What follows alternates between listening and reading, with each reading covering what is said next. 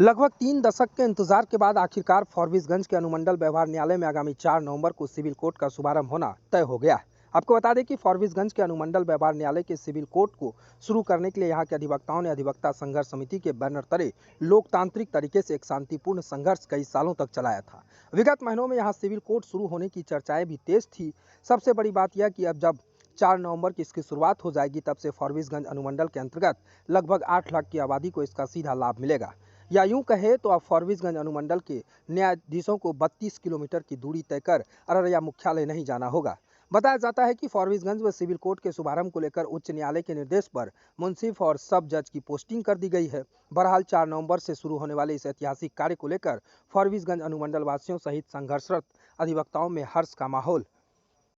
कार्यालय की स्थापना 1990-91 के सत्र में हुई और तब से हम लोगों का अनुमंडल न्यायालय प्रारंभ हुआ यहाँ बिहार सरकार के, और लगातार हम लोग सिविल कोर्ट के लिए हम अधिवक्तागण संघर्षरत रहे। इसके चरणबद्ध क्रम में अधिवक्ता संघर्ष समिति का निर्माण किया गया और उसी बैनर के तले सारे अधिवक्ता और इस क्षेत्र के इस अनुमंडल में रहने वाले जो हमारे न्यायार्थी हैं, वो लोग हैं, उसके सहयोग से आज ये बात यहाँ तक पहुँची, जो अब ऐसा लग रहा है जो 4 नवंबर 2023 को हमारे इस फॉरबिसगंज की सुदूर देहात वाली भूमि पर व्यवहार न्यायालय की स्थापना हो रही है। हमारे माननीय ऑनरेबल जस्टिस चंद्र प्रकाश बाबू के कर कमलों के द्वारा इसका उद्घाटन किया जाएगा। हम लोग सभी लोग काफ़ी उत्साहित हैं और संतुष्ट हैं इस पल के इंतजार के लिए, जिस पल का हम लोग साक्षी बनने जा रहे हैं 4 नवंबर को। कितने सालों तक आप लोगों ने संघर्ष किया? लगातार 91 से लेकर के, और ये कहिए 2023 नवंबर यानी कि अब अंतिम ही हो गया है। हाँ बिल्कुल, मोटा मोटी ये मान लिया जाए, जो 91 से लेकर 2023 यानी कि 32 वर्ष 33वां वर्ष में लग रहा है जो हम लोग वयस्क हो रहे हैं, ऐसा महसूस है।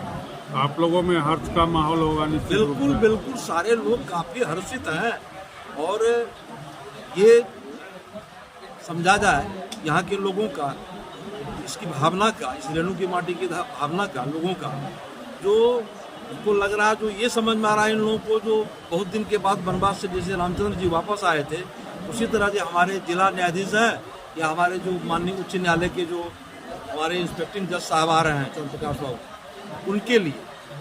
क्या शुभ नाम हुआ? सुमन कुमार मिश्र। और संघर्ष समिति में संघर्ष समिति के हम संयोजक रहे हैं से, और अब लग रहा है संघर्ष समिति का काम यही समाप्त हो रहा है, इसलिए हम हमारे जो नए अधिवक्तागण हैं। दिनांक 4 नवंबर को बहुत दिनों से लंबित सिविल कोर्ट का उद्घाटन होने जा रहा है हमारे माननीय इंस्पेक्टिंग जज के द्वारा।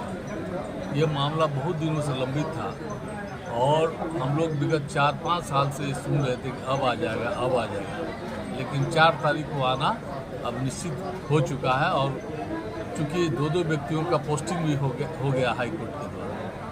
यहाँ कोर्ट आने से ये मामला है कि यहाँ 3-4 ब्लॉक जो हैं, फॉरबिसगंज, नरपतगंज, भरगामा, इसमें 75 पंचायत हैं लगभग। उन लोगों को फायदा होगा, नागरिकों को दूर नहीं जाना होगा।